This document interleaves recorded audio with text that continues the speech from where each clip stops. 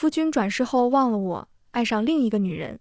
可我们的灵魂中刻有合欢印，夜夜都得同房。他不知这是自己前世亲手刻下的，认定是我使了妖法，强迫于他。我们做了7年，他也恨了我7年。直到白月光可写的消息再度传来时，他不顾自己青筋暴起的身子，跌跌撞撞地赶过去。我紧随其后，听见他们的对话。国师已经布下锁妖阵，只要剖出狐妖的情人心，就可以解除印记。他每次亲吻都让朕恶心，就像在被母猪啃。他们口中的狐妖是我。我彻底心灰意冷，把心给他，了结这一切。离去时，青丘的姥姥劝我，要不要再等2天？吃了狐心的人会恢复前世记忆。我笑中带泪地摇摇头，不用了，我终于明白，他们从不是同一个人。大家好，欢迎收看达达听书。我穿着明日成亲要用的嫁衣，浑身湿透，听赫连景在寝殿内商量要猎杀我的事，心神俱震，几乎站不直身子。这些日子，所有人都说他爱上了我，不仅立我为后，还提议仿制民间夫妻般办一场婚礼。凤眸低垂，好似对我情根深重，让我以为自己终于打动了他。就连宫女们都感叹，陛下宠我入骨，遣制造丝不眠不休地引金丝缝制嫁衣，甚至取了2滴眉间血为绣百出的鸳鸯点睛。帝王见血，本为不祥之兆，可他只是笑了笑，道：魏博皇后一笑，流血3尺又有何妨？我的确笑了，笑得很开心。得逞比目何辞死，只羡鸳鸯不羡仙。可原来不是急着和我比一连枝，是想让我死。国师迟疑地问：臣记得他曾为陛下挡箭试毒，南疆巫师对您下咒时，也是他不眠不休地寻找解咒之法。若陛下有所不忍，此时撤掉法阵也还来得及。屋内沉默了一瞬，我屏住呼吸，抱着最后一丝期待，却听一声嗤笑响起。透过门缝，可以看见赫连景正倚在榻边给江彩衣喂药，眼含嘲讽。他强迫朕7年，让朕无法和彩衣一生一世一双人。朕恨之入骨，又怎么可能对这种妖孽产生联系？如果无法解除印记，朕宁愿做无根之人，也绝不想再委身于他。他也愚蠢，竟真觉得朕会对他动心。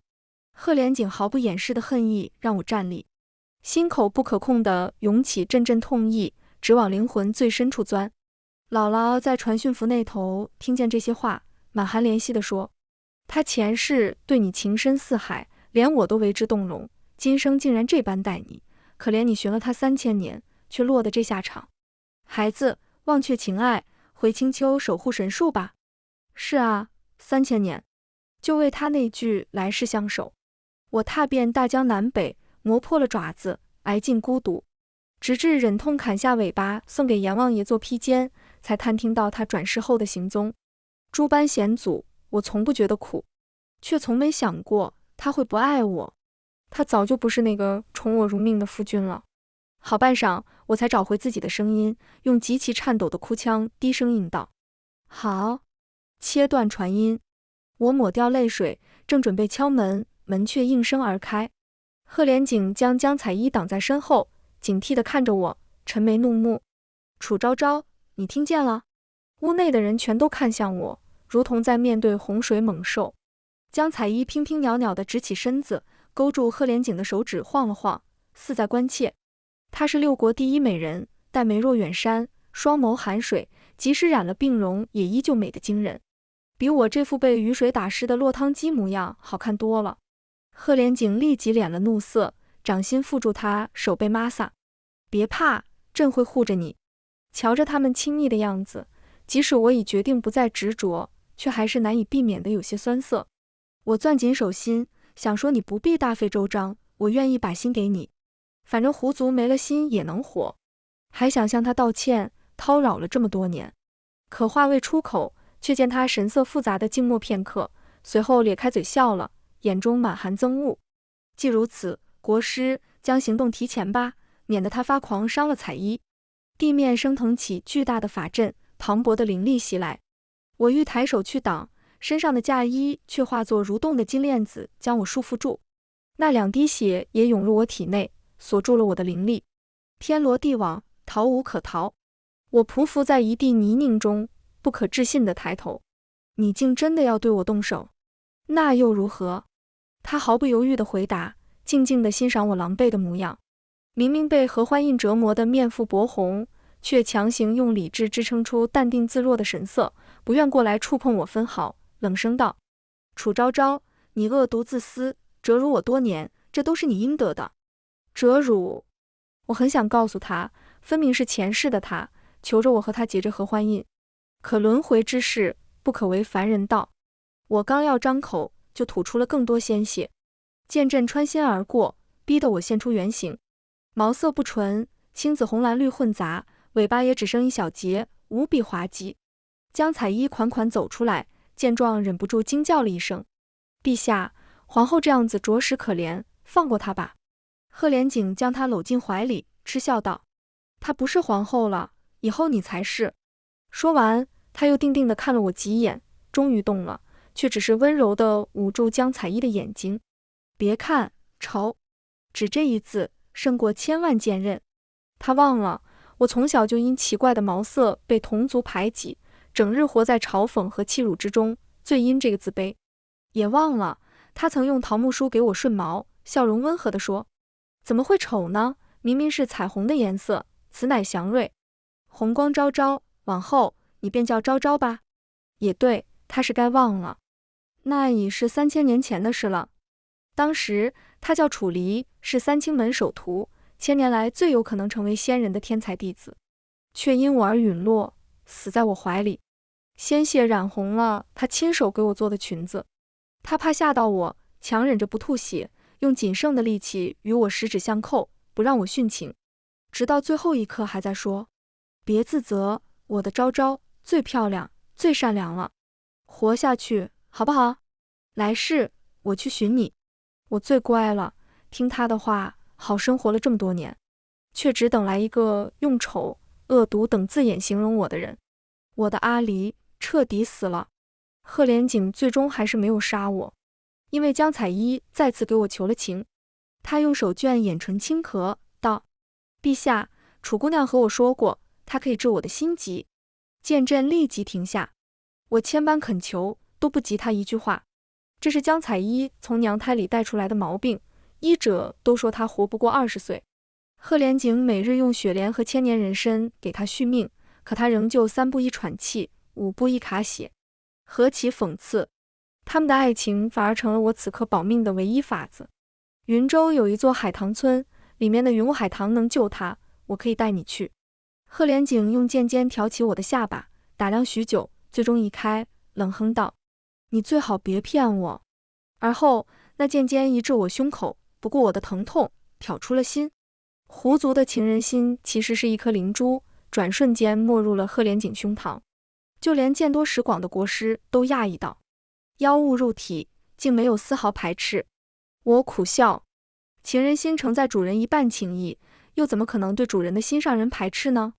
不过贺连景仍然不愿轻易放过我，他问国师要了颗丹药塞进我嘴里，强行将我身体撑开，化作人形。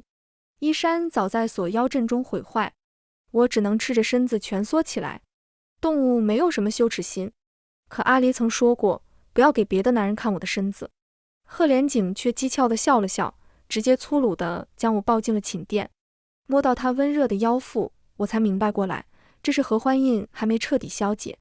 他恨我厌我，却不得不用这种方式惩罚我。楚昭昭，你真该死！你知不知道，每次和你做的时候，我都恨不得你死。这番咬牙切齿的话语，终于让我忍不住哭出了声。我是只狐狸，只知道许了诺就要遵守，有了伴侣就得忠贞不渝，却不知前世的山盟海誓会成为他今生的累赘，连天生的习性都被他是做对男人的侮辱。我忍着痛，用手盖住了他那双和阿离一模一样的眼睛，说：对不起。他没有发现我的手腕上多了个3瓣莲印记，最左边的那瓣红莲莹莹生辉。姥姥说，3瓣皆亮时，它留在我体内的抽魂术就会开启，届时我魂归青丘，这里的楚昭昭只会剩下一个壳子。我骗了他，我不会再回来了。海棠村是我和阿离隐居了数十年的地方，也是他埋骨之地。回青丘前，我想再去看他一眼，然后安心待在青丘，永世不出。原本去海棠村只需半日，可贺连景带上了江彩衣，舍不得他离开半步，于是我们花了一整日才到。红莲都已开了2瓣，软轿中，贺连景毫不在乎帝王之尊，屈膝蹲在江彩衣身前给他喂药。察觉到我的视线，贺连景抬眸，指尖微顿，轻蔑地笑了笑，将莲子放入口中含着，抬起江彩衣的下巴，渡了过去。我脚步乱了一瞬，连手中的药碗都打翻了。飞溅的碎瓷在江彩衣的裙摆上划了极小的一道口子。她微微侧头，羞涩地抿起唇。贺连景冷了脸，搂紧她，将我踹下轿，拖下去50大板。侍卫们惯会踩高捧低，将我拖去榆树下，一声声拍打得极其响亮，像在朝新任皇后邀宠。轿帘落下，轿内隐约传出男子的喘息和女子娇喘，连打我的侍卫都有些躁动，打得更狠了。打完已是半身的鲜血。曾受过我恩惠的红嬷嬷心疼地迎上来搀扶我，我本是不疼的，看见她关心我，不知怎地落了几滴泪。嬷嬷，我已经没有感觉了，真的。她用苍老的手为我捋顺发丝，宽慰道：姑娘是在为陛下吃醋和伤心吗？我茫然地眨了眨眼，泪珠在手背上砸出水花，喃喃自语：不，我看她只是因为她只有在江彩衣面前才最像阿离，一样的温柔体贴，柔情缱绻，让我忍不住想多看几眼，再看几眼。红嬷嬷有些不解，正想接话，却脸色大变，低下头去。我回过头，看见贺连景不知何时站在了我身后，面色阴沉。他沉着脸，一步步走向我，衣襟微敞，锁骨和胸膛全是吻痕和抓痕。那衣衫之下呢，岂不是更多痕迹？当他攥住我手腕时，脂粉的香味扑鼻而来。我脑海中只有一个想法：我的阿离是最干净的，永远都不会脏。他不是阿离。我没忍住，吐了贺连景一身。他似要发怒，见我要摔倒，竟下意识搂住了我。我诧异地抬头，看见同样愣怔了的贺连景，那双凤眸中闪过纠结、柔情，转瞬间又化为狠厉，猛地推开我。我踉跄了一下，才意识到他方才竟本能地用了内力冲过来扶我。想来是那狐心在影响他，记忆还没恢复，身体却已先一步做出了反应。他紧蹙眉心，神色几乎狰狞，直至有侍卫过来在他耳边说了几句话。贺连景顿时将眉蹙得更深，面如黑铁，抓住我的臂膀一路拖拽，踏过满地海棠花瓣，将我拖到一个墓碑前，恶狠狠地说：这才是你的目的吧？村民说海棠村根本就没有什么云雾海棠，你哄朕带你过来，只是为了看你的旧情人。墓碑上无夫楚离4个字已经模糊，似被抹撒过千万遍。我情不自禁地伸手，却被贺连景紧攥住。对上他震怒的神色，我扯出一抹笑：你刚刚果然听见了。谁知他也忽地笑了，只是笑容可怖得很。呵，不只是刚刚。他一字一顿地道：你一乱情迷时，梦呓时，生病发热时，总是喊他的名字。7年，喊了他3765次。说着，他声音竟有些发颤，掌心扼上我的咽喉，缓缓收紧。原来他已经死了呀！就为了这么个死人，你逼迫我屈服在你身下，取悦你，扮演他的替身。楚昭昭，我真恨你！你又骗了我，那晚我就该杀了你，而不是……我几乎窒息，才知道这些年他竟是这样想我的。他没有再说下去，粗暴地将我甩到一边，拔剑砍掉墓碑。那样子简直如同鬼煞。我今日就毁掉你旧情人的尸骨，把你囚作禁鸾，日日夜夜的折磨，让他在地下也不得安宁。我顿时急了，声嘶力竭地哭喊：不要！想冲过去，却被侍卫紧紧抓住手臂。墓碑被砍得七零八落，坟土刨开，四周窜出了好几只狐狸，尖叫着想保护墓碑。它们都是我和阿离当初喂养过的小狐狸，这些年一直守在墓旁。可无论我怎么叫喊，它们还是义无反顾地冲过去。一只只死于剑下。侍卫疑惑地皱眉，他们怎么只躲避不攻击？因为他们把鹤连锦当成了阿离啊。最后一只狐狸被鹤连锦挑穿身体，尖利的小嘴微张，用还不熟练的人声轻唤：爹爹！我彻底失了力，喉咙似被堵住了般，连呼吸都难以为继。莫大的悲伤袭来，墓地里的香烛在一片混乱中被撞翻，火焰瞬间燎进海棠花丛，就快将我们包裹。我跌跌撞撞地甩开侍卫，扑过去将墓碑的碎片抱在怀里，将脸庞贴着阿离二字。鹤连锦见状，将手中剑柄握得更紧。你现在跪下来求我原谅你，我可以考虑把你抱出去。我摇头，悲怆地笑了笑。不用了，鹤连锦，你从来都替不了阿离。可惜这个道理我花了3000年才懂。咔嚓，和田玉制成的剑柄被捏碎。鹤连锦狠狠咬牙，眼中染上猩红，重重地将剑插入我胸膛，和断碑定在一处。那你就自己从火海中爬回去吧。随后头也不回地带着随从去救靠近火海的江彩衣。回去吗？不，我不会再回他身边了。我将手拍上自己的天灵盖，抽出情丝，这是我们青丘湖的本源之力，至情之力可跨越生死。阿离死后，我才通悟了这力量，如今便让它发挥最后的作用吧。情丝散作星子，落入那些小狐狸的身体里，它们睁开眼睛，忘却前尘，慌乱窜逃，而我也退回了原形。五彩斑斓的小狐狸抱着断碑，无力地舔舐伤口。阿离，我要走了，你不会怪我的，对吗？鹤连锦在为江彩衣整理凌乱的发丝，忽然似有所感地看过来，瞧见我蜷缩在一起的身子和烈火吞噬我的场景，瞳孔巨缩，大步奔来。与此同时，3瓣红莲齐亮，抽魂术开启，我的魂魄从身躯中剥离。侍卫和村民们都在乘水灭火，可这片海棠漫山遍野，火燎之势不可挡。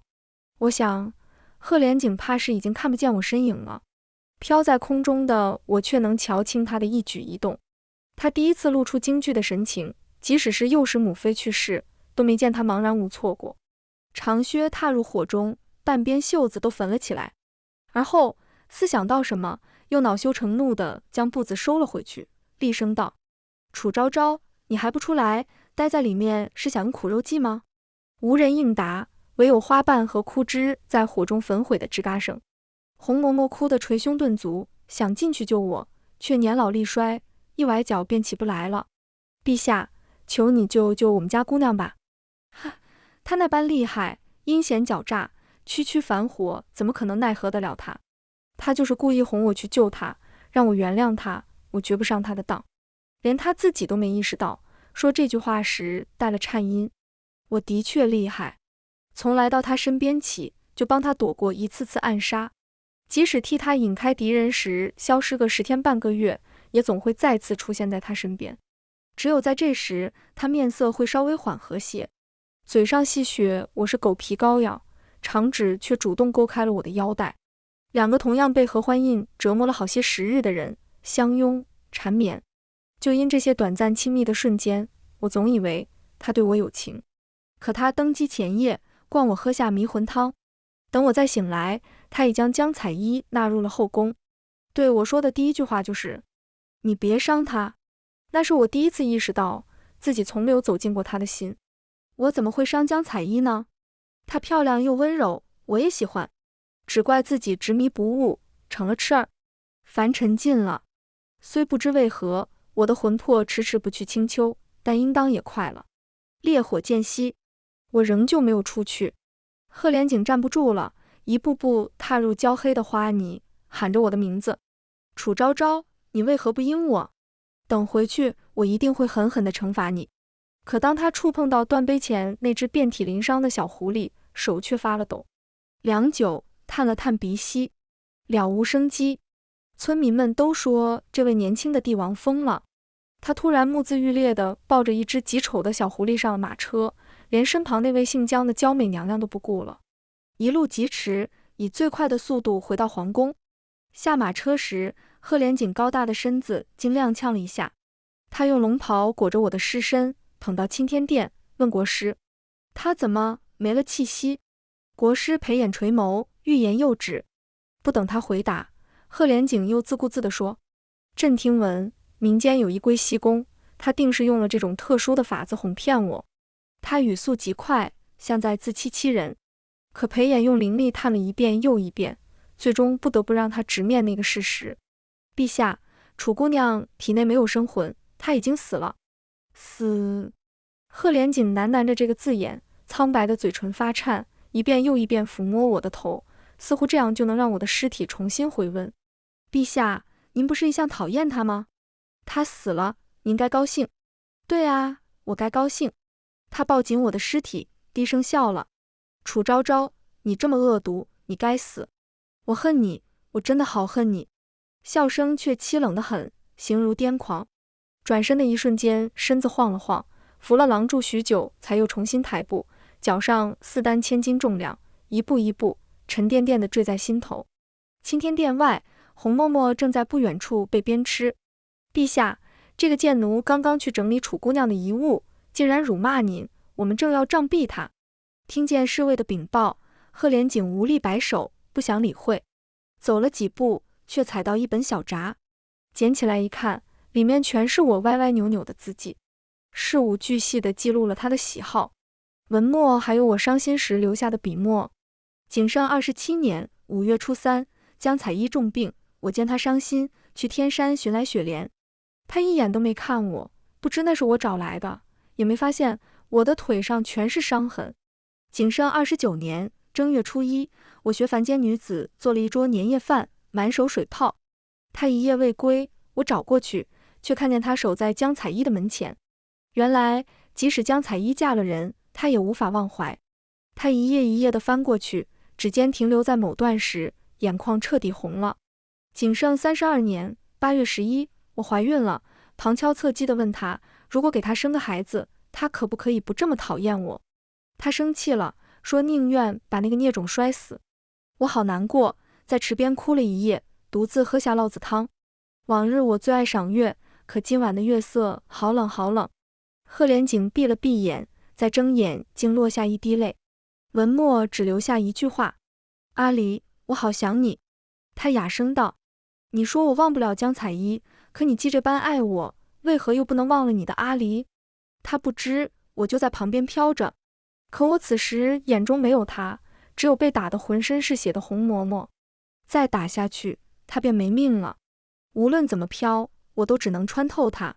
听见他叫声越来越弱，我心急如焚，竟催动出灵魂中的力量。风吹树摇，侍卫手中的板子被怪风刮走。这时裴衍急匆匆地从殿内走出。陛下，臣方才感知到楚姑娘还有一缕残魂。他用往生镜往这一照，竟让我显形。贺连景双眸巨颤，朝我走来。我下意识后退。他大喊：别走，楚昭昭，留下来。可当他指尖触碰到我的一瞬间，我的魂魄还是一点点地消散了。刹那间，大喜到大悲。他眼中光芒尽数消散，蓦地脱力般瘫坐在地，悲凉地哭出了声。我想起来了，我就是阿离。我只来得及听见那一句话，便魂归清秋。这里的一切都让我恍惚。姥姥用息壤为我做了具新的身体，只要在神树下叩拜祈福，力量便会再度充盈身躯。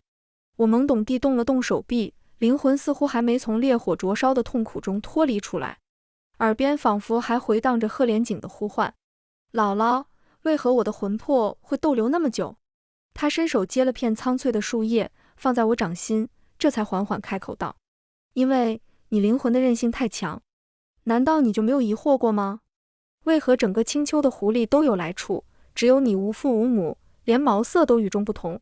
树叶在我掌心化为清润的水，融入肌肤，合欢印的躁动也因此平静。似有所照般，我抬起头，如同看见了寄居在神树中的先祖。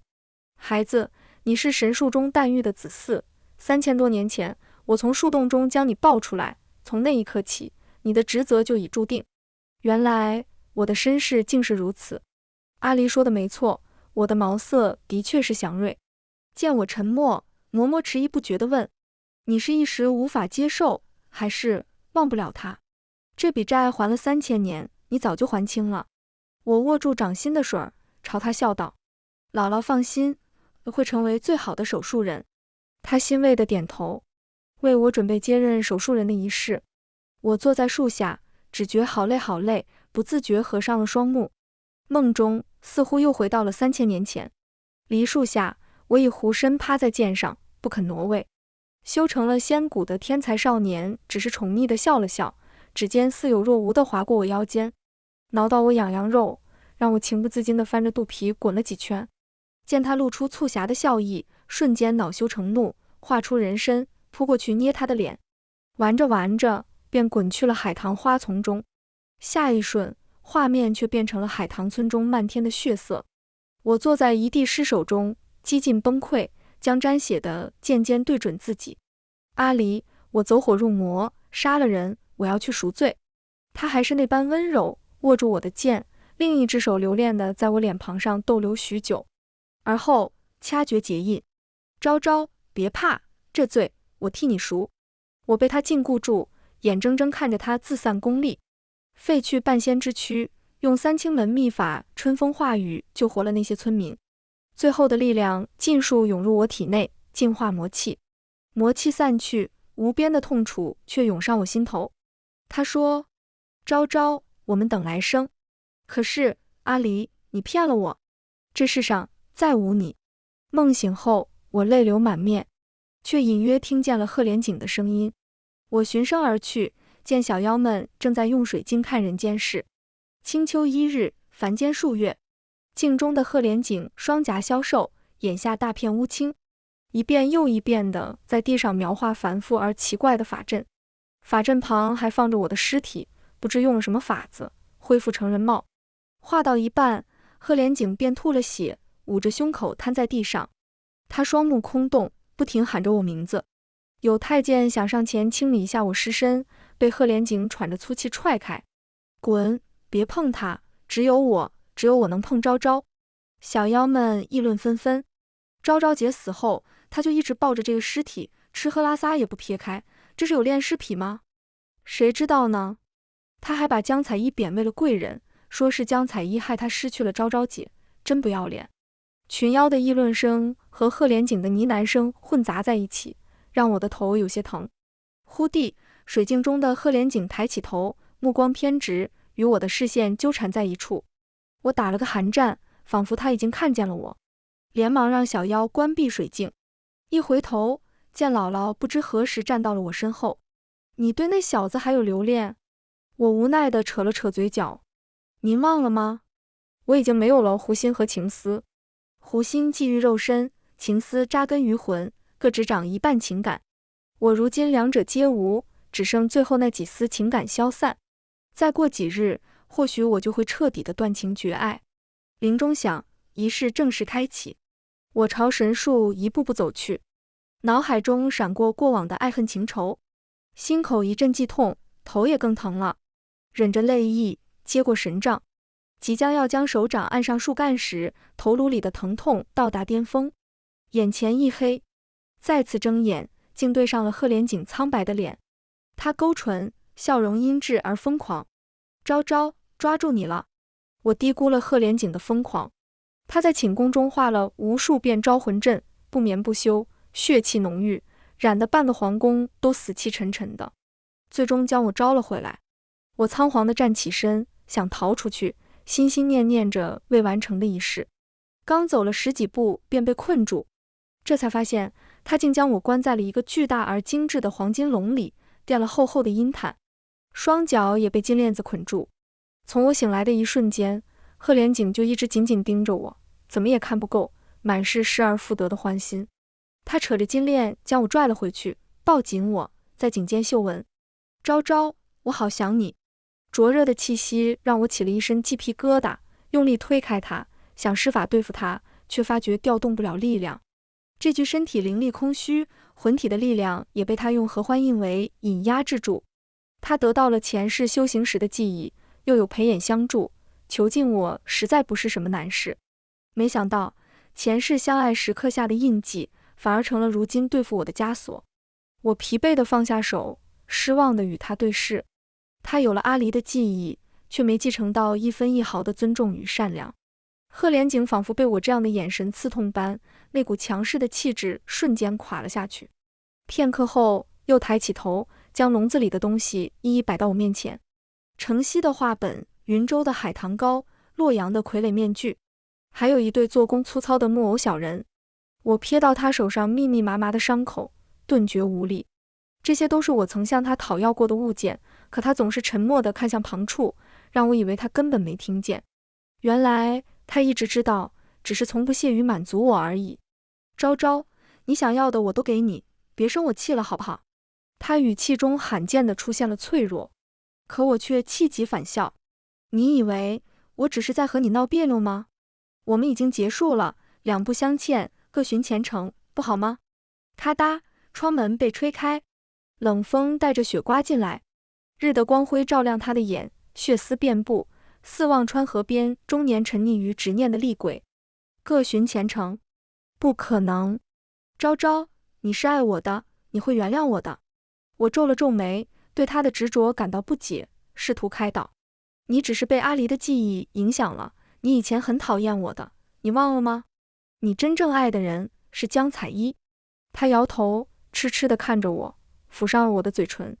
不，我从很早以前就想这么做了，想把你关在笼子里，日日夜夜只能看我一人，想堵住你的嘴，不让你再喊阿离这个名字。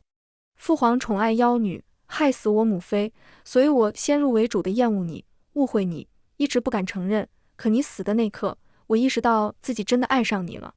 我错了，别离开我。我想，贺连景是真的疯了，他竟然说他早就爱上了我。这让我想起民间一句：孩子死了，你来奶了。若他真爱我，为何那样伤害我？又何故要日夜和别的女人欢好？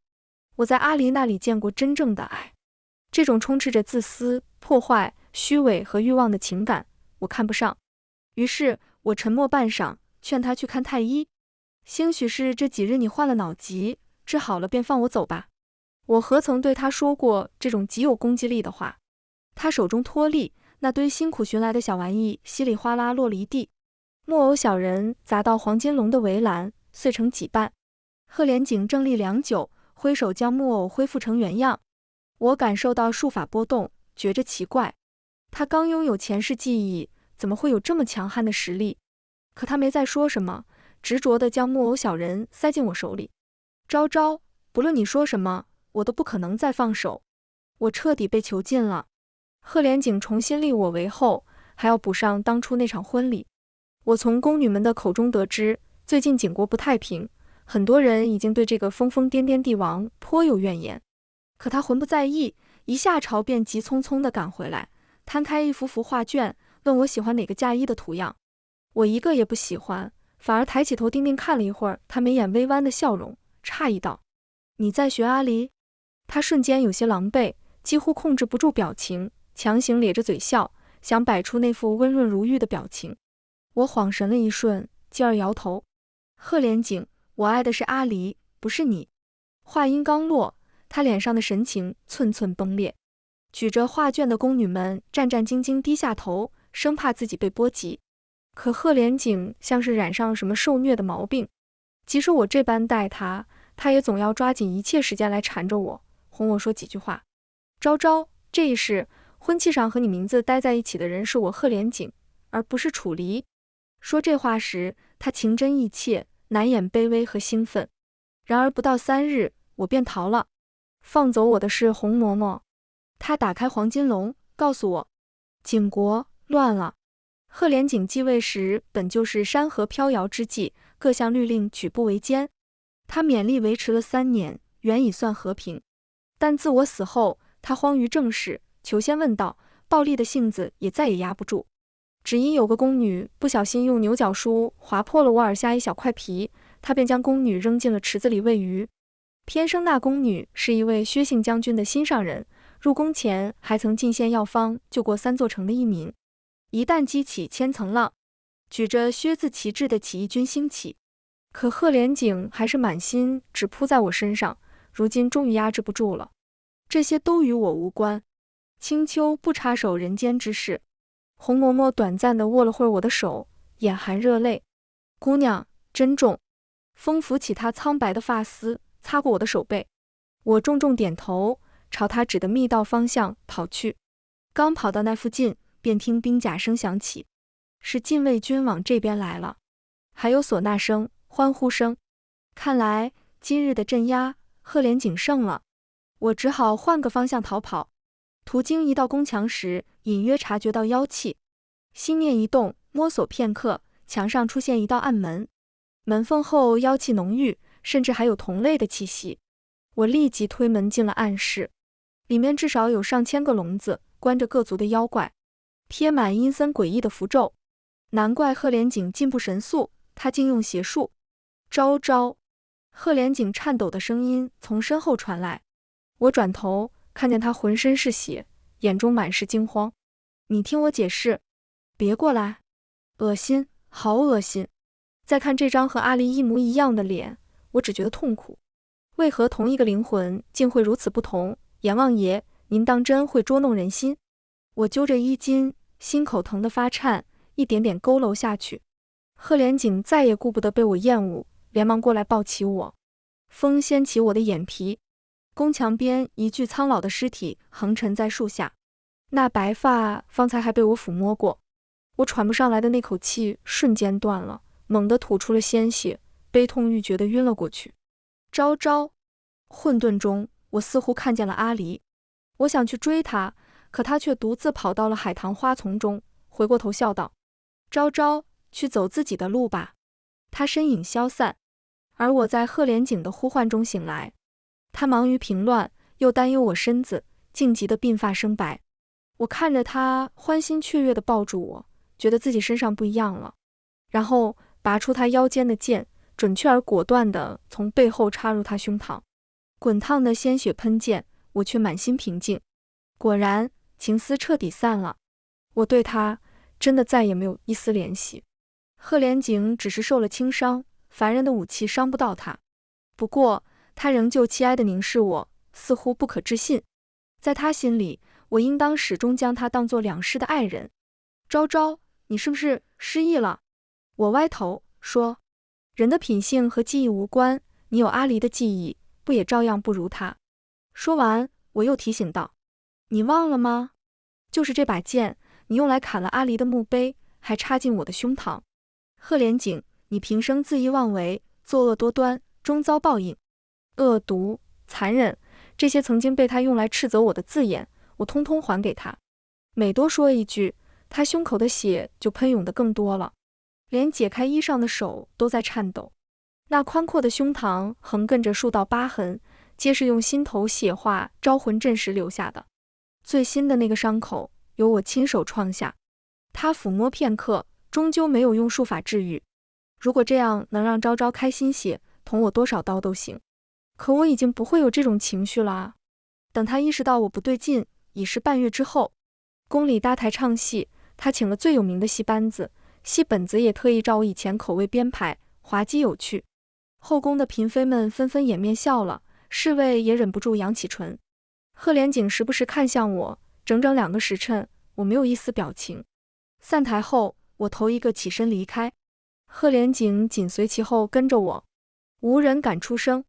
一个宫女突然扑了上来，用茶水泼我。都怪你，害死了我们娘娘。赫连景大怒，踹开宫女，捧起我的脸，细致地擦去茶水。擦着擦着，他愣怔了，因为他发现即使是这种时刻，我也毫无波澜，没有愤怒，没有委屈。我淡淡地推开他，扶起这个宫女。看清她的脸时，我认出来了，她是江彩衣的贴身大宫女，曾给过我一块海棠膏。江彩衣快死了，她的病每日都需大量昂贵药材续命，可赫连景迁怒于她，早就停了她的药。我先连进去，见她行销鼓励，美人垂死，便只剩凄凉了。我记得你的病即使停药，也可以再撑了1年半载。她勉强睁开眼皮，看见我，笑了，仿佛吊着这最后一口气，只为等我。我服下了相思饮。相思饮，名字好听，实为剧毒。我不解，见他消瘦的手臂从背下伸出来，便走去握住。他忍着咳嗽的欲望问我：你怨恨过我吗？我摇头。他的生平我再清楚不过，从小被家里戏称为药罐子、吞金兽。15岁为了活命攀上镇西侯，婚后2年小产3次，因失去生育能力被休弃，而后又为不断了药材，被迫做了废太子1年没名没分的外室。太子妃找上门大闹一场，让他声名狼藉，直至赫连景成为太子，她的日子才好过起来。她是个苦命的女子，总有人骂她是狐狸精，可是狐狸很可爱，所以她也可爱。得到我的回答，她终于松了口气，放下心头一桩大事。我欠你良多，心中常难忘怀，若你愿意，来世我们做朋友。好，我轻轻应下。良久，那只手冷了。窗外下起皑皑大雪，推开门便见国师裴衍在门口久久伫立，半身染雪。赫连景撑伞在雪中等我，他曾经爱过的女人死了，竟没进去看上一眼。赫连景以为我会骂他，可我只是沉默地与他擦肩而过。伞落在了雪地里，他用极其无力的声音说：昭昭，我宁愿你恨我。赫连景越来越不安，将婚礼提前到3日后。景国的内乱扰得他心力交瘁，有时半夜醒来，我就看见他坐在床头，静静地看我，不知在想什么。我从不问，他也从不说。穿上嫁衣的那一日，宫女告诉我，这件嫁衣的绣摆和衣襟处皆是赫连臣亲手绣的。当初我也央求他绣过这2个地方，他心里只想着设局杀我，何曾理会这些错位的情谊没人稀罕，或许从一开始就错了。礼乐起，他牵着我走进礼堂，欣喜的笑容丝毫看不出有伤在身。昭昭，无论生死，我都不会放手。对拜时，他这样说道。我浅浅应了句：是吗？东南方鸣笛响彻，那是赫连景关押妖物的地方。他脸大变，刚走了几步，朝臣中便有许多隐藏了许久的刺客冲出，连禁军都有一半叛变。赫连景一向自负高傲，处变不惊地把我拉到身后。昭昭别怕，我会护你。他话没能说完，因为我将3枚灭魂针钉入了他的胸膛，这比凡人的剑好使许多。赫连景极其缓慢地转头看我，嘴角沾满鲜血，忽地悲怆地笑了。你真狠心。我眼皮跳了跳，手下用力钉进心口最深处。他能以合欢印禁锢我，我自然也能用心血炼制出的灭魂钉对付他。看见我掌心流淌的妖力和站在一片混乱中纹丝不动的裴衍，赫连景顿时明白一切。你们竟都背弃了我，为何？父皇憎恶我，母妃弃我而去，连昭昭你也不要我。他不肯倒下，双手掐上了我的脖颈，双眼涌动着疯狂的猩红。即使是死，我也不想放手。我以妖气化掌，震碎他5脏6腑，可那双手便像要长在我颈间似的，丝毫不肯松。末了，他却又松开手，靠着柱子瘫了下去，自嘲而绝望地笑了。我对你从始至终都下不去手，你独爱阿离，为何就不能爱我赫连景呢？我只回了一句：因为你只是一个有他记忆的怪物。他咬着牙，唇齿间溢出许多的血以及痛苦的呜咽。我起身，再也没看他一眼。裴衍持剑走过来，挑断他经脉，问：你可曾记得萧城之战中，弹尽粮绝时，你为了救一饿晕的副将，抢走一对老夫妇的食物，致使他们饿死？没有得到任何应答。裴衍的目光一寸寸冷了下去。呵，罢了，你许是早就忘了。你们这些上位者从不在乎我们蝼蚁，总有那么多借口，家国大义，却连自己的一根手指都舍不得切下来。直至我走到殿外，才听见赫连景声嘶力竭地喊了句：昭昭，来生我一定会先找到你，让你只爱我。哪里还有来生？裴衍对他恨之入骨，只会折磨他一番后让他魂飞魄散。至于我，归途在青丘，雪落在脸上，我抹去眼角下的水。薛将军大获全胜，纵马踏进皇城，看见我，他不疾不徐地打量了一会儿，朗声笑道：“你就是那个祸国殃民的狐妖皇后，要不要考虑跟着我？”我见他和姥姥的面容有3分相似，便忍了这番轻佻的言论。世间男子常常异化女子，将罪责推给妖孽，恰如妲己之于纣王，褒姒之于周幽王，好似这样就能掩饰那些帝王的暴力和失职。可我们狐妖分明是最至情至性的，将军若真喜欢我，倒不如在史书中留下一笔，为我们证明。他原本质疑着身子，听了我这话，倒直起了腰背，停下把玩银刃的手，朝我颔首道：“好，我答应你。”说完，他握住我浮在空中的一缕发丝。不过我是认真的，若10年之内你愿来寻我，我许你皇后之位。我觉着这些凡间的男子大多有病。赫连请求我，妄想这样便能让我爱上他。薛将军以皇后之位诱我，可我是狐妖，怎会贪人间金银福利？若我没猜错，将军和裴衍原本是想杀我的吧？薛将军笑容僵住，被我说对了，他们怎会放任我这么一个危险的女妖活着？青丘素来不对人类动手，只能吃哑巴亏。江采衣用一碗相思饮，让爱慕他的裴衍饶了我性命。正说着，裴衍拿着净魂瓶追了过来，问我，他死前可有给我留过什么话？我诚实的回答，没有，你又没为他做过什么，凭什么要给你留话？他脸色煞白，攥着净魂瓶的指尖隐隐发白。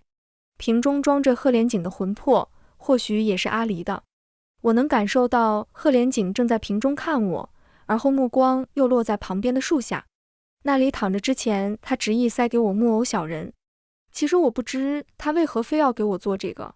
看了一会儿，我突然想起来，我和他初次见面时便拿着这样一对木偶人，当时他还在冷宫，忍辱负重，血液冷得瑟瑟发抖。我从树上跳下来，把木偶人塞给他，说，我施了暖火术，你抱着他们可以取暖哦。他定定地看了我许久。后来那木偶人去哪了呢？好似是他误以为我要伤害江采衣，把木偶人扔进了池中。我在池中寻了一整夜都没找到。这般想着，我捡起这对木偶小人，在赫连景带着最后一丝期待的目光中，扔进了浮着碎冰的池子。净魂瓶撕扯着赫连景的魂魄，他用仅存的气息呼唤我名字。可我已踏上祥云，回了青丘。神树下，姥姥等候我多时。我将掌心按在树上，传承神树意志。看着他欣慰的笑容，我突然开口道，阿离的仙骨就在树中，对吗？姥姥当时愣住，支吾片刻，找不出辩解的话。当年我悲痛大哭，昏了过去，醒来便察觉不对。仙骨不死不灭，为何会跟着躯体一同损坏？如今没了七情六欲，一切反而明了。难怪我是神树之子，可姥姥任由我被欺凌，看着我逃出青丘和阿离相遇。难怪姥姥给我的功法会让我走火入魔。又难怪狐心能让赫连景恢复记忆，因为早在当初他转世之时，姥姥便将他情破玻璃，藏在了我的心中。直至方才，我定穿他胸腔中的狐心，才察觉到那气息。玩弄我的从不是命运，而是我视为至亲的姥姥。神树得到仙骨，更加茁壮，滋润所有狐族子民。我通晓了情爱，却又斩断情根，最适合侍奉神树，修炼情力。就连他和人类的后代也成了凡间帝王，后世都将与青丘交好，一举多得。姥姥，您真是聪明。他哆嗦着唇，无措地问我，你恨姥姥吗？我无波无澜地看他，没有情爱之人也会恨吗？他那枯槁的面容终于忍不住抖了抖，落下泪来。此后数万年，我都将守护神树，待功成身退后，升任天庭，执掌青丘。这样的未来，我为何要恨呢？我也不知道。一片树叶落下，被我握在掌中，它化作水，流啊流，就这般进入皮下，流进过往3000年岁月。全文完，达达听书感谢您的观看，每天上新精彩小说，喜欢就订阅吧。